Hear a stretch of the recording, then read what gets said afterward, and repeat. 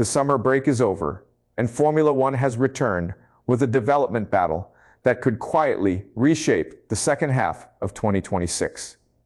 6 teams arrived at Zandvoort with technical changes, but the numbers alone do not tell the story. Because in Formula One, bringing an upgrade and finding performance are two very different things. McLaren and Ferrari led the charge, committing meaningful development effort as the championship enters a crucial phase. Alpine also arrived with a major package, signaling that it is not prepared to accept its current position. Mercedes, by contrast, took a much more measured approach, introducing only a small front corner change.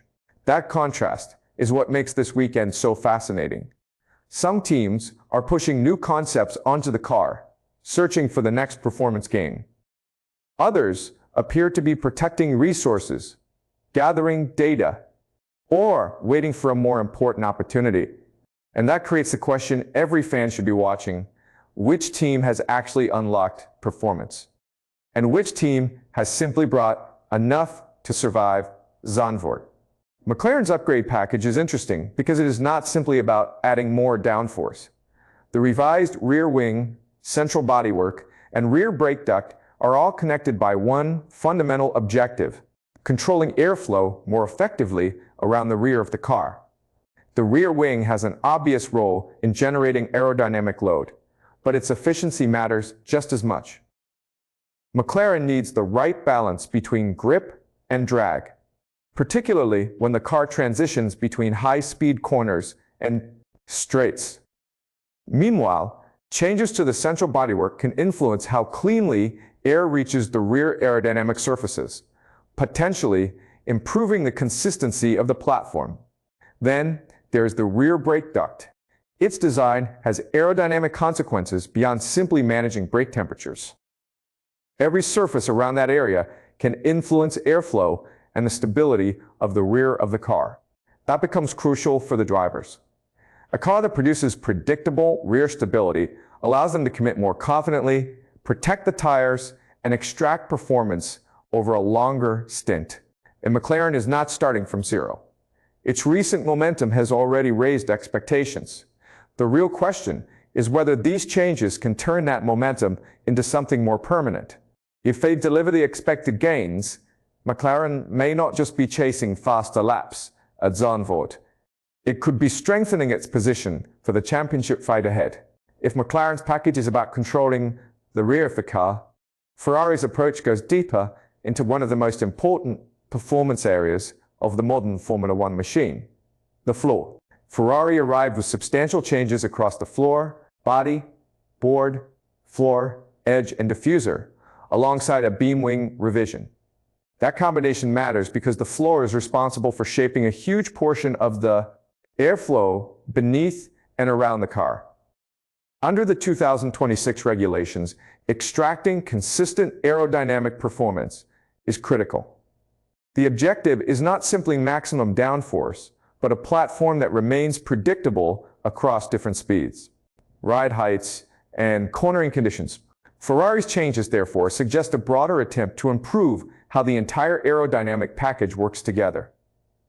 A better floor can influence stability, tire performance, and driver confidence, making its impact far greater than any single visible component might suggest. But Ferrari is not the only team willing to attack this area aggressively. Alpine brought its own major package, featuring a new floor, revised floor edges, diffuser, and rear wing changes. The philosophy is clear: recover ground in the midfield by improving the aerodynamic foundation of the car. That creates a fascinating contrast. Ferrari is fighting for performance at the sharp end, while Alpine is trying to rebuild its competitive position. Different targets, same battlefield, airflow. And if either team has found a more efficient aerodynamic window, Zandvoort could expose it immediately. While McLaren, Ferrari, and Alpine arrived with more obvious development stories, Mercedes, Red Bull, and Aston Martin reveal a different side of the upgrade battle. Sometimes, restraint is the strategy. Mercedes introduced a modified front corner design, targeting the airflow moving toward the rear of the car. It may look like a relatively small change, but Formula One development is rarely about isolated parts. Improving the quality of airflow upstream can influence how effectively the rest of the aerodynamic package operates. Red Bull took an even more measured approach, with a small adjustment to the wishbone shroud, focused on reliability.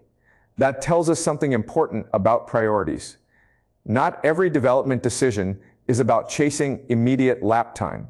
Sometimes the goal is simply making the car more robust and consistent. Aston Martin, meanwhile, followed a broader aerodynamic route, introducing changes to its front wing and diffuser while working around its Honda Power Unit package. The contrast is fascinating. One team is refining airflow, another is protecting reliability, and another is adapting its aerodynamics around a new power unit relationship. None of these packages screams revolution, but that does not make them irrelevant. In a championship where margins can be tiny, a seemingly modest improvement can become valuable, especially when it arrives at exactly the right moment.